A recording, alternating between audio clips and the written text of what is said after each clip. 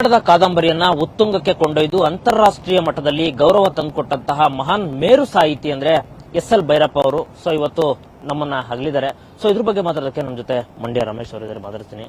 Sir, ಮಹಾನ್ ಮೇರು ಸಾಹಿತಿ ಎಸ್.ಎಲ್. ಭೈರಪ್ಪ ಅವರು ಇವತ್ತು ನಮ್ಮ ಜೊತೆಗಿಲ್ಲ.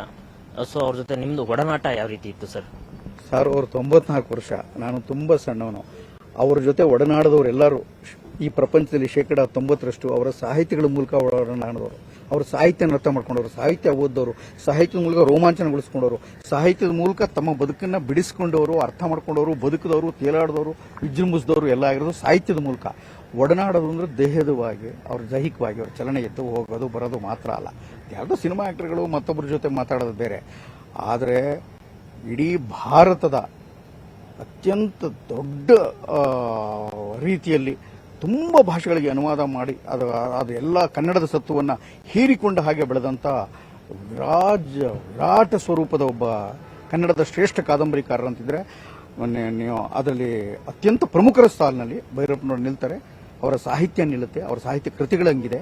ಅವ್ರ ಬಗ್ಗೆ ಇರುವಂಥ ವಿವಾದಗಳು ಏನಿದೆಯಲ್ಲ ಅದೆಲ್ಲವುದು ಅವ್ರನ್ನ ಪೂರ್ಣವಾಗಿ ಓದಿಕೊಳ್ಳಲಾಗದೆ, ಅರ್ಥ ಮಾಡಿಕೊಳ್ಳಲಾಗದೆ ಮಾಡಿದವರು ಚಟುವಟಿಕೆ ಅಂತ ಭಾವಿಸ್ತೀನಿ ಅಷ್ಟೇ. ಸರ್, ಇವತ್ತು ಕೂಡ ಅಂದ್ರೆ ಅವರು ಸಾಹಿತ್ಯ ಯಾವಾಗ ಕಾದಂಬರಿಗಳನ್ನ ಬರೆದ್ರು ಅಂದಿನಿಂದ ಅವ್ರ ಕೊನೆ ಉಸಿರು ಎಳೆಯವರೆಗೂ ಕೂಡ ಈ ಒಂದು ಬರಹದ ಬಗ್ಗೆನೆ ಅಕ್ಷರ ಓದುಗರ ಎಲ್ಲೋ ಒಂದ್ ಕಡೆ ಓದುಗರನ್ನ ಅಚ್ಚುಮೆಚ್ಚಿನಾಗಿ ಗಮನ ಸೆಳ್ಕೊಂಡಿದ್ರು. ದೇಶ ವಿದೇಶಗಳು ಕೂಡ ಇವ್ರ ಕಾದಂಬರಿಯನ್ನ ಓದುವಂತಹ ಶಕ್ತಿ ಹಂಗ್ ಬರೀತಿದ್ರು. ಅಂದ್ರೆ ಸರ್, ಇವ್ರು ಏನ್ ಹೇಳ್ತೀರಿ ಸರ್ ಇವ್ರ ಬಗ್ಗೆ? ಅಧ್ಯಯನಶೀಲ ಪ್ರವೃತ್ತಿ ಇತ್ತು, ವಿಚಾರ ಮಾಡ್ತಾ ಇದ್ರು, ಅವ್ರಿಗಷ್ಟು ವಿಚಾರ ಇತ್ತು, ಡೆಪ್ತ್ ಇತ್ತು, ಆಳ ಇತ್ತು, ಅರಿವಿತ್ತು. ತುಂಬ ಹಳ್ಳಿಲಿ ಹೊಟ್ಟೆಪಾಡಿಗಾಗಿ ಒದ್ದಾಡಿ ಓಡಾಡಿ ತಾನು ಹುಟ್ಟಿದ್ದೊಂದು ಜಾತಿ ಇನ್ನೊಂದು ಮಠದ ಜಾತಿಲಿ ಬೆಳೆದ್ರು. ಅವ್ರು ಕಷ್ಟಪಟ್ಟೆ ಅವರ ಮೊದಲ ಆರಂಭದ ಏನಿದೆ ಅದ ಧರ್ಮಶ್ರೀ ಕಾದಂಬರಿಯಿಂದ ಹಿಡಿದು ಈ ಕಟ್ಟಕಡೆಯ ಯಾನ ದಾಟಿಕೊಂಡು ಈ ಈಚಿನ ಉತ್ತರಾಖಂಡದವರೆಗೂ ಪರ್ವದ ಅನೇಕ ಪಾತ್ರಗಳು, ಅವರು ಸೃಷ್ಟಿ ಮಾಡಿದಂಥ ವಂಶವೃಕ್ಷದ ಪಾತ್ರಗಳು, ಯಾನದ ಪಾತ್ರಗಳು, ಎಷ್ಟೊಂದು ಗೃಹಭಂಗಕ್ಕಿಂತ ಅದ್ಭುತವಾದ ಕಾದಂಬರಿ ಬೇಕಂಡ್ರಿ.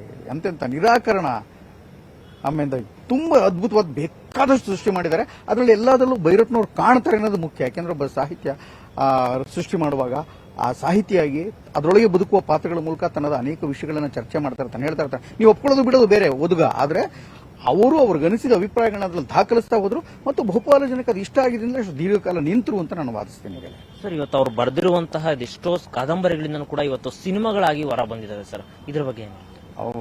ಬಹಳ ಅದ್ಭುತವಾದ ಎಕ್ಸ್ಪೀರಿಯನ್ಸ್ ತಬಲು ನೀನಾದೆ ಮಗನೇ. ಅದು ನೋಡಿದ್ರೆ ಯಾರಿಗಾರು ಗೊತ್ತಾಗುತ್ತೆ. ವಂಶವೃಕ್ಷ ನೀವು ನೋಡ್ಬೋದು, ಬಹಳ ಬೇಕಾದಷ್ಟಿದೆ. ಅದರಲ್ಲಿ ವಿಶೇಷವಾಗಿ ನನಗೆ ತಬಲು ನೀನಾದ ಮಗನೇ, ನಸರುದ್ದೀನ್ ಶಾ ಮಾಡಿರೋದು, ಅವ್ರ ಆಕ್ಟಿಂಗು ಮತ್ತು ಅವ್ರು ಹೇಳಬೇಕಾಗಿರೋ ವಿಚಾರ, ಅನೇಕ ಕಾದಂಬರಿಗಳು, ಒಂದು ಎರಡು ಅಂತಲ್ಲ. ಟಿ.ಎನ್. ಸೀತಾರಾಮ್ ಅವರು ಬಹಳ ಅದ್ಭುತವಾದ ತುಂಬ ಜನ ಮಾಡಿದ್ದಾರೆ. ತುಂಬ ಅವರು ಒಬ್ಬರಿಬ್ಬರು ಮಾಡಿರೋದಲ್ಲ, ತುಂಬ ಜನ ಅನೇಕ ಮಾಡಿದ್ದಾರೆ.